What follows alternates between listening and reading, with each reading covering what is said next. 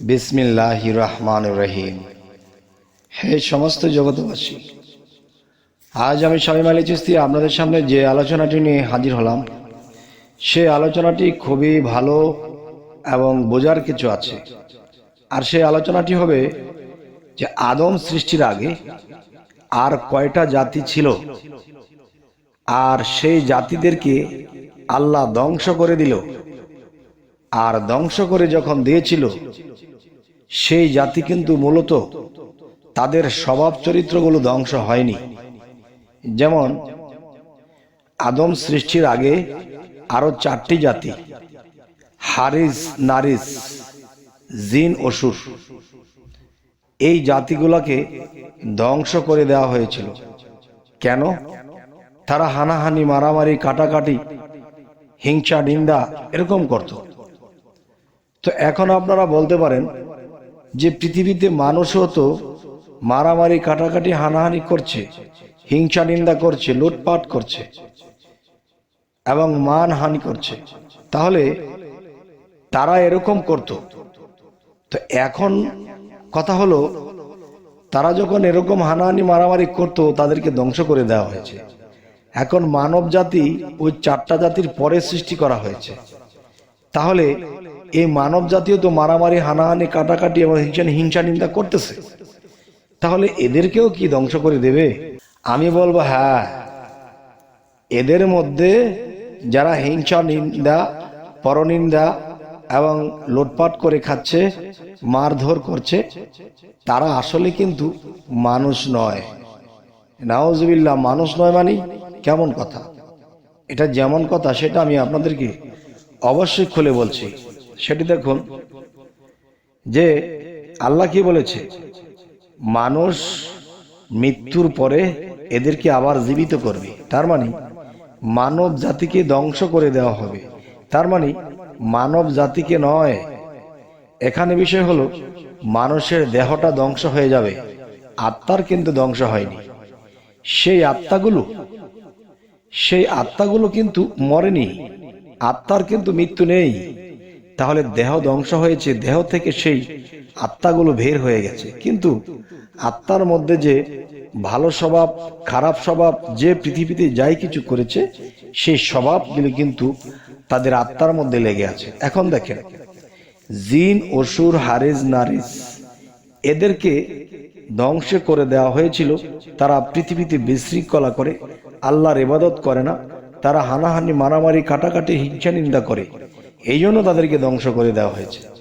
তবে দেখেন, পৃথিবীতে এমনও মানুষ আছে, কেউ কাউকে হিংসা নিন্দা করে না, কারোরটা মেরে খায় না, মারামারি কাটাকাটি করে না, এমন লোক কিন্তু পৃথিবীতে আছে।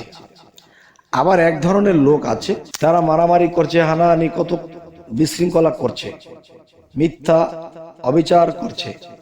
তখন দেখা যায় সেই মানুষগুলো কোত্থেকে এসেছে?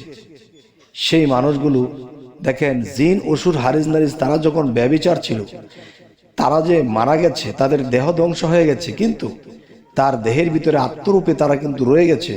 সেই আত্মাগুলো কোথায়? সেই আত্মাগুলো মানুষের মধ্যে এসে জন্ম নিয়ে গেছে। মানুষের মধ্যে যখন জন্ম নিয়ে গেছে, তখন কি হলো? সেই আত্মার মধ্যে লেগে থাকা যে স্বভাব চরিত্র, সেটি কিন্তু মানুষের মধ্যে প্রকাশ পায়।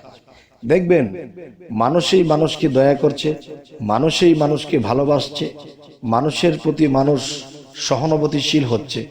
আরেক দল লোক লুটপাট করছে, মানুষেরটা মেরে খাচ্ছে। তার মানে কি? এদের ভিতরে সেই জিন, অসুর, হারিস, নারিস, সেই ব্যভিচারী, সেই খারাপ আত্মাগুলো পৃথিবীতে মানব কোলে জন্ম নিয়ে গেছে।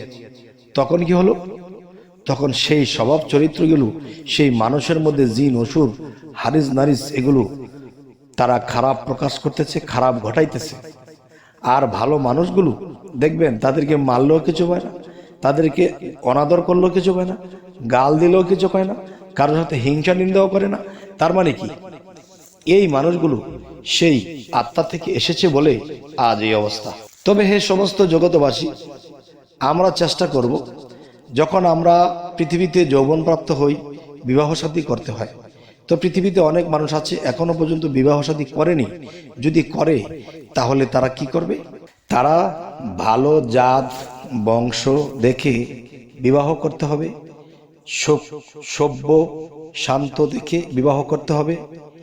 মোট কথা যে এরকম দেখে তো বিবাহ করতেই হবে। তার মধ্যে কি করতে হবে, যখন আপনারা বিবাহ করে ঘরে বউ নিয়ে আসবেন, তখন কিন্তু দুনিয়াতে চলতে গেলে আমাবস্যা আছে। এই আমাবস্যায় কিন্তু স্ত্রীর সাথে সেই মেলামেশায় যাওয়া যাবে না এবং দিনক্ষণ বেঁচে চলতে হবে। আমাবস্যা অন্ধকার, সেই অন্ধকারের মধ্যে যদি মেলামেশা করা হয় আর সেখান থেকে যদি আপনি একটা সন্তান ভূমিষ্ঠ হয়, তাহলে সেই সন্তান কিন্তু কালো শক্তি নিয়ে আসবে পৃথিবীতে। আর সেই সন্তান মানুষের ক্ষয়ক্ষতি করবে, মানুষের উপকার করবে না। তখন কিন্তু এই পাপের ভর আপনার উপরেও আসবে। কেননা আল্লাহ বলেছে যে পৃথিবীতে আমি মানুষ পাঠিয়েছি এবং যার যার স্ত্রীকে আমি হালাল করেছি, কিন্তু তারা যেন সময় দেখে চলে, প্রত্যেকটা হিসেব মতো চলে। আল্লাহ কিন্তু এটাও বলে, দেখো তারা, গ্রহ, নক্ষত্র, সূর্য, যা কিছু আছে সমস্ত কিছু আমার হিসেব মতো চলে। তাহলে মানুষ পৃথিবীতে আমরা শ্রেষ্ঠ জাতি হয়ে যদি বেহিসাবে চলি, তাহলে এটার খেসারত আমাদেরকে দিতে হবে। একদিক দিয়ে হবে পাপ, আরেক দিক দিয়ে কি হবে, যে মানুষ সময় ছাড়া অসময়ে যখন কিছু করেছে, সহবাস করেছে, তখন সেখানে খারাপ আত্মা জন্ম নেবে, আর সেটি ভালো হবে না। ছোটকাল থেকেই সে সন্ত্রাসের মতো হবে, মানুষকে মারবে, পিটাবে, আপদে কুপদে নেবে, লোভ করবে, লণ্ঠন করে খাবে। তাহলে বোঝা গেল কি, আমাদের সেরকমভাবে চলতে হবে। যদি কোনো ব্যক্তি ভালো একটা দিন দেখে সেই রাত্রে ইবাদত করে, স্বামী স্ত্রী দুজনেই ইবাদত করে এবং চোখের পানিতে বলে যে হে আল্লাহ, আমাদের ঘরে একটি অলি আউলিয়া দান করুন, তখন কি হবে, সেই অলি আউলিয়াই জন্ম নেবে। তবে হে সমস্ত জগতবাসী, কেন আজকে এই আলোচনা করলাম, মানুষ বেহিসাব করে চলে, তখন কিন্তু খারাপ কিছু তাদের কপালে ফলে, তখন কিন্তু আল্লাহকে বলে, এই কি চেয়েছিলাম খোদা। দেখেন, আল্লাহ কিন্তু আগেই আমাদেরকে সতর্ক করেছে, আমরা সেই সতর্ক মানিনি, যার খেসারত আমাদের দিতে হচ্ছে। তাই বলবো, আজকের কথার মূল বিষয় কি, যে আদম জাতি সৃষ্টি করারও আগে আরো 4টি জাতি, জিন, অসুর, হারিস, নারিস, এই 4টি জাতি ছিল। সেই 4টি জাতিকে ধ্বংস করে হয়েছে, তাদের দেহ ধ্বংস হয়েছে, তাদের আত্মাগুলো কিন্তু ধ্বংস হয়নি। এখনো আমাদের সমাজে এবং শহরে বন্দরে বহু জায়গায় জন্ম নেয়া এই আত্মাগুলো মানুষ রূপে ঘুরছে। তাহলে তাদের স্বভাব অনুসারে তারা চলছে, কিন্তু অনেক মানুষ সুন্দর স্বভাবের, তখনই বুঝতে হবে সে মানুষ থেকে মানুষে এসেছে, আর যারা ওরকম করতেছে তারা অমানুষ থেকে মানুষে এসেছে। তবে অমানুষ কি মানুষ হবে না? অবশ্যই, যদি ওইভাবে তাদেরকে শিক্ষা দেওয়া হতো ছোটবেলা থেকে, আস্তে আস্তে তাদের খারাপ স্বভাবটা কমে যেত। তারপরেও কিন্তু এক জন্মে সে ভালো হবে না।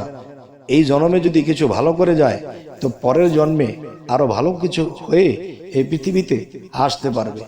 তবে হে সমস্ত জগতবাসী, আজকের এই আলোচনা আপনাদের সামনে করলাম, কি বুঝলেন অবশ্যই জানাবেন, এবং সামনে কি ধরনের আলোচনা চাইছেন তাও জানাবেন। আমাদের এই চ্যানেলটিকে সাবস্ক্রাইব করে নেবেন, যদি ফেসবুক হয় অবশ্যই ফলো করে নেবেন। সকলে ভালো থাকবেন। আল্লাহ হাফিজ।